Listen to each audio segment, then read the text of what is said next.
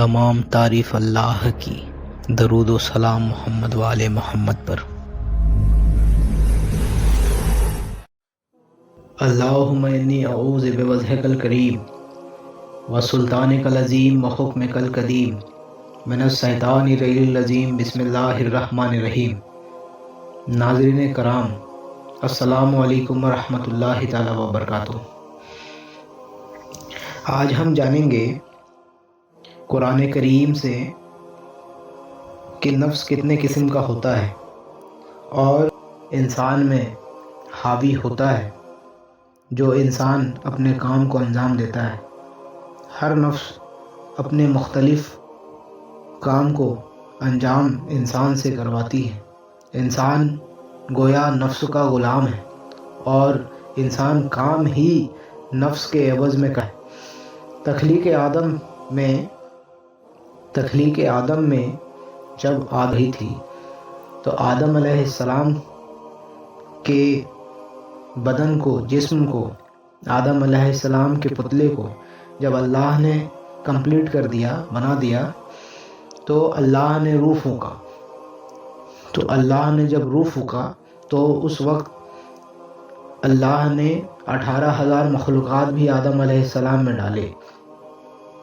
یعنی نفس اسے کہتے ہیں جو جسم کو، روح کو جوڑ کر رکھتی ہے، جو جسم اور روح کو ملا کر چلتی ہے، اسے نفس کہتے ہیں۔ قرآن میں اللہ ارشاد فرماتا ہے کُلُّ نفس ذائقۃ الموت، ہر نفس نے موت کا ذائقہ چکھنا ہے۔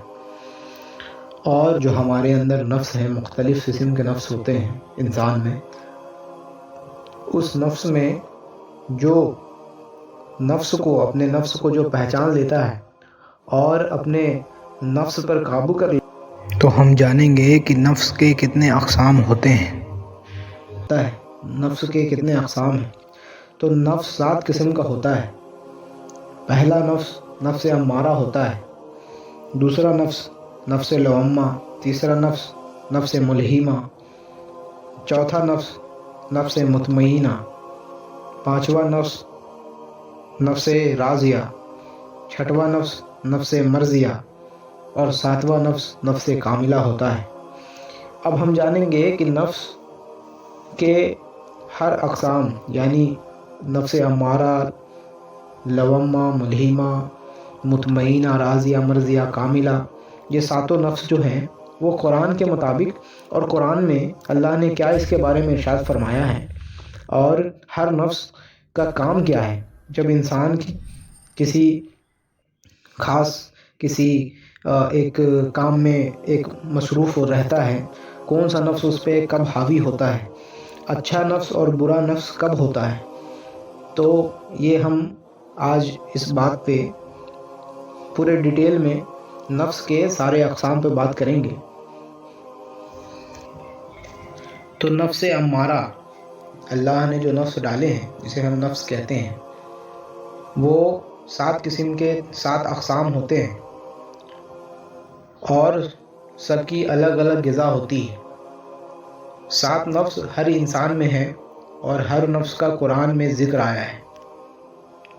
تو پہلا نفس نفس امارہ، یہ ابلیسی نفس ہوتا ہے، ابلیسی نفس، شیطانی نفس، اور جو صرف خود کو منوانا چاہتا ہے۔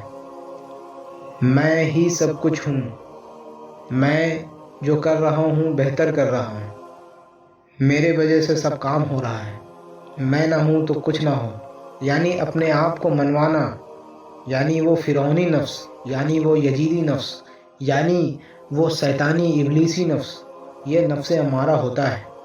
اس کی غذا ہے گناہ، تکبر، گھمنڈ، سب ہم کو ملے، کسی کو کچھ نہ ملے، سب ہر فائدے میں ہم ہی موجود رہیں، سارا فائدہ مجھے ہی ملے، ساری پراپرٹی مجھے ملے، جو صرف اپنے آپ کو طلب کرتا ہو، یہ نفس امارہ والا ہوتا ہے، یہ شیطانی نفس ہوتا ہے، یہ ابلیسی نفس ہوتا ہے۔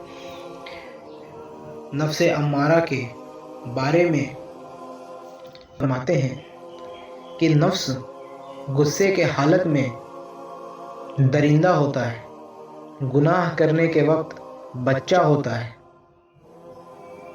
فراوانی کے نعمت کے وقت فرعون ہوتا ہے، پر قارون ہوتا ہے، بھوک کی حالت میں دیوانہ اور پرستم ہو تو مغرور گدھا ہوتا ہے۔ کتاب کا نام عین الفقر، پیج نمبر 171۔ عین الفقر میں پیج نمبر 171 میں سرکار سلطان باہو رحمۃ اللہ علیہ ارشاد فرماتے ہیں،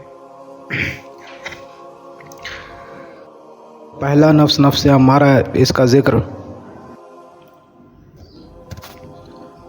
تو سورہ یوسف آیت نمبر 53 میں پہلا نفس نفس امارہ کے بارے میں قرآن کریم میں اللہ ارشاد فرماتا ہے، سورہ یوسف آیت نمبر 53، 53 نمبر سورہ، وما ابرئ امارہ، اور سے بے لوث نہیں کہتا ہوں، کیونکہ میں بھی بشر ہوں اور نفس برابر برائی کی طرف ابھارتا ہی ہے، مگر جس پر میرا پروردگار رحم فرمائے اور گناہ سے بچائے، یعنی یوسف علیہ السلام کے عوض میں اللہ قرآن میں ارشاد فرما رہا ہے۔ دوسرا نفس نفس لوامہ، یہ پرہیزگاروں کا نفس ہے، اس کی غذا ہے افسوس کرنا، افسوس ظاہر کرنا، کسی کو کسی بات کی تکلیف ہو جائے اس پر ملامت کرنے والا نفس، افسوس ظاہر کرنے والا نفس نفس لوامہ ہوتا ہے، یعنی پرہیزگاروں کا نفس۔ جو لوگ پرہیزگار ہیں، جو لوگ کوئی کام کر کے، کوئی کام انجام دے کر کے اور اپنے من میں دکھ، اپنے من میں یہ بسا لیتے ہیں کہ یہ مجھ سے کام جو سرزد ہو گئے، یہ مجھے نہیں کرنا چاہیے تھا، جو اپنے جھک کر معافی مانگے، جو اپنوں کو شامل رکھے، اپنوں سے معافی طلب کرے، دوسروں کو معاف کرے، افسوس ظاہر کرے، وہ نفس لوامہ والا ہوتا ہے۔ نفس لوامہ کے بارے میں قرآن کریم میں اللہ ارشاد فرماتا ہے، سورہ قیامہ، سورہ القیامہ، سورہ نمبر 75، سورہ نمبر 75، سورہ القیامہ، آیت نمبر 2، اللہ ارشاد فرماتا ہے، نفس برائی سے اور برائی سے ملامت کرنے والی جی کی قسم کھاتا ہوں کہ تم سب دوبارہ ضرور زندہ کیے جاؤ گے۔ لوامہ کی قسم کھا کر کہہ رہا ہے، یعنی اللہ نے قسم کھائی ہے اس نفس کی، پرہیزگاروں کا نفس ہے یہ۔ جو لوگ پرہیزگار ہوتے ہیں اس کا نفس یہ ہے۔ لوگوں کی اور کامیابی اسی پرہیزگاری میں ہے۔ جو لوگ پرہیزگار ہو جاتے ہیں، جو افسوس ظاہر کرتے ہیں، جو کوئی کام کر کے، کوئی کسی اسٹوپڈ، کسی غلط کام کو انجام غلطی سے دے دیں، اس پر معافی مانگنا، افسوس ظاہر کرنا، ملامت کرنا، لوگوں کو معاف کرنا، یہ کام اگر کرنے لگے تو اس سے ظاہر ہوتا ہے، جو انسان یہ کام کرتے ہیں اس سے یہ ظاہر ہوتا ہے کہ یہ نفس لوامہ کے مقام پر ہے۔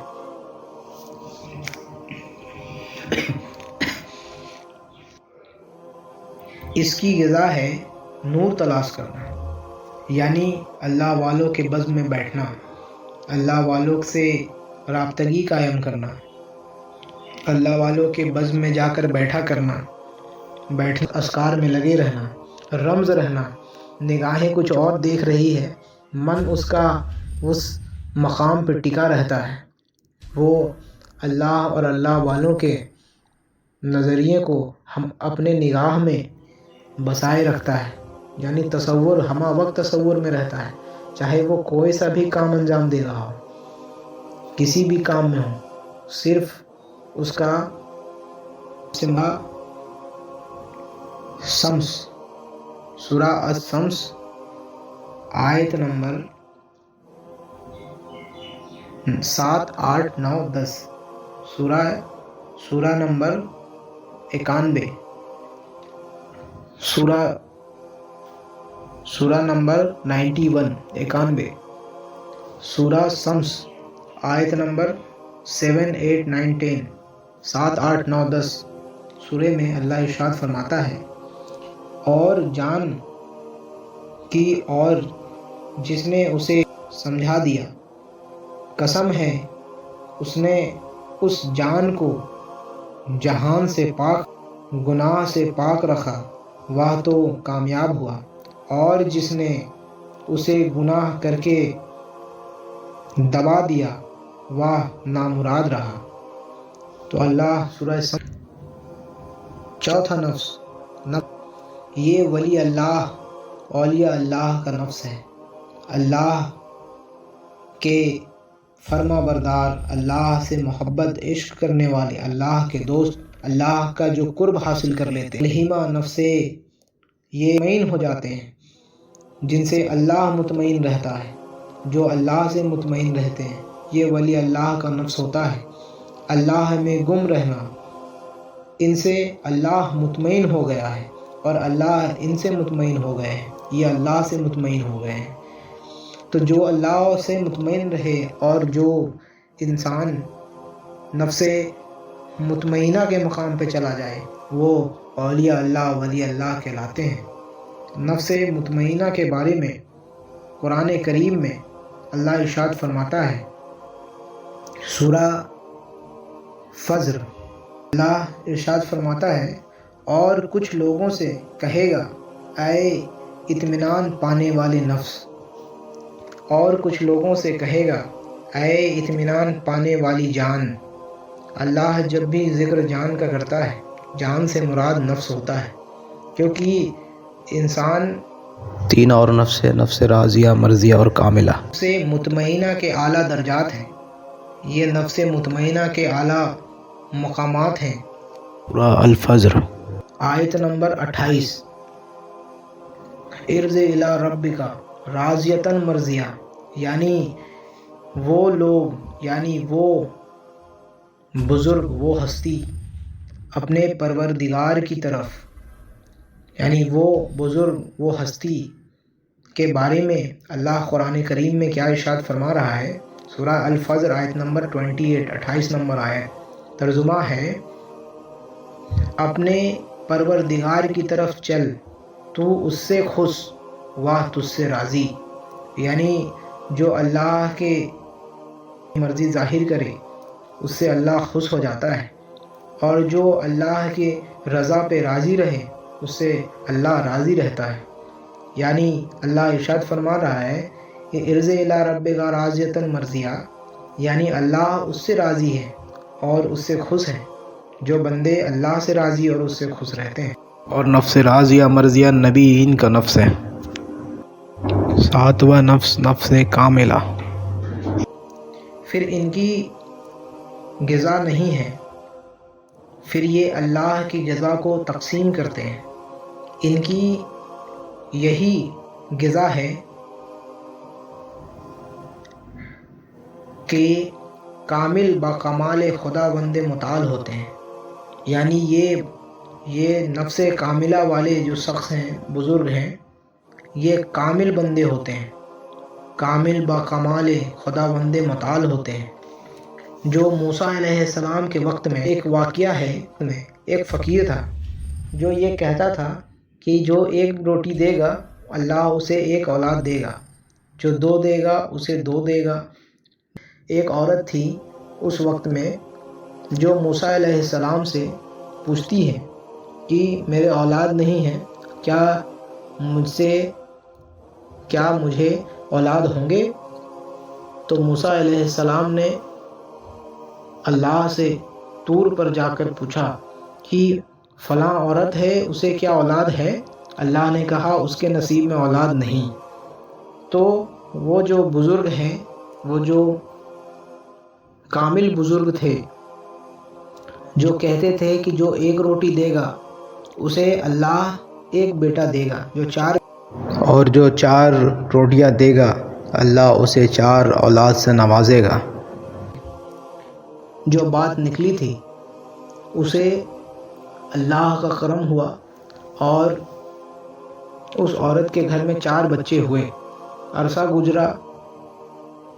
گزرنے کے بعد موسیٰ علیہ السلام پھر اس مقام سے گزر رہے تھے، تو موسیٰ علیہ السلام نے دیکھا کہ اس عورت کے 4 بچے اس کے ساتھ کھیل رہے ہیں۔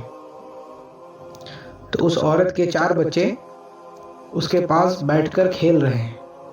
تو موسیٰ علیہ السلام نے پوچھا یہ کس کے بچے ہیں؟ تو اس عورت نے کہا کہ یہ میرے بچے ہیں جسے آپ نے کہا تھا کہ مجھے اللہ نے مجھے اولاد نصیب نہیں کیا، لیکن ایک بزرگ پر اللہ سے کلام کیا کہ جب تو نے کہا کہ اس کے نصیب میں اولاد نہیں تو یہ پھر کیسے ہوا؟ کہا میرا کمال یہ ہے کہ میں اپنے کام بندہ جو مجھ میں رمز ہو جاتا ہے، جو میرا قرب حاصل کر لیتا ہے، میں اپنے دوست کے، میں کامل بزرگوں کے زبان سے کلام کرتا ہوں، جس کا کلام حق ہوتا ہے اور حق با کمال ہو جاتا ہے۔ تو یہ واقعہ آیت نمبر 3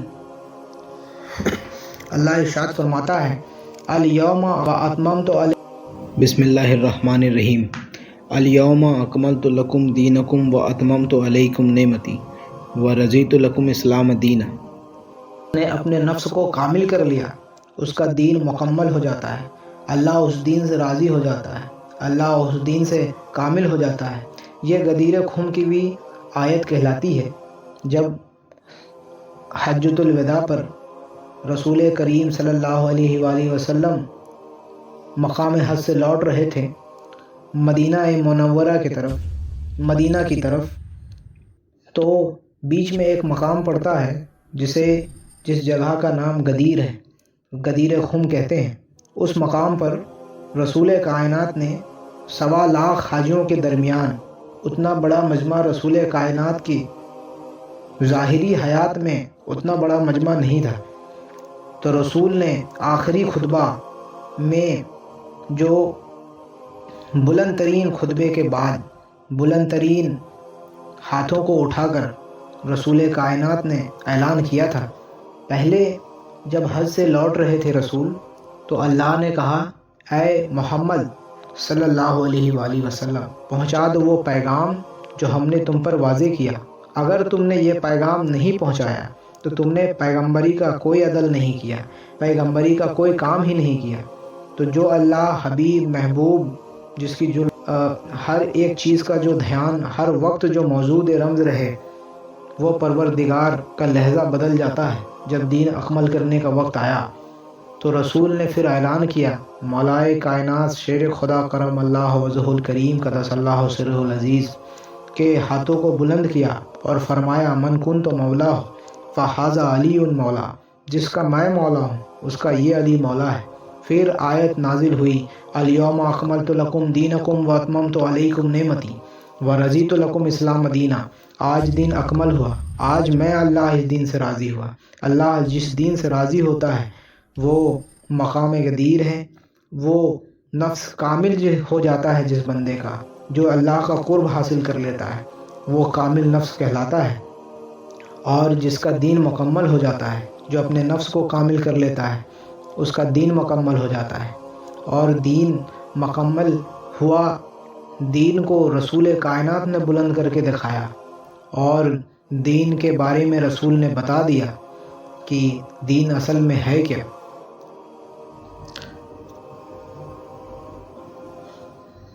کتنے مراحل ہیں۔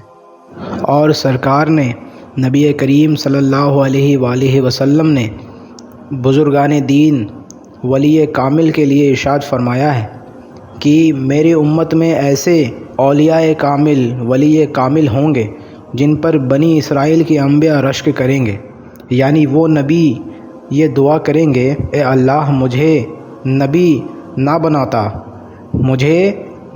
بناتا اور امت رسول میں ان جیسا کامل بزرگ کامل شخص بنا دیتا۔ تو آج کے لیے اتنا ہی۔ السلام علیکم ورحمۃ اللہ تعالیٰ وبرکاتہ۔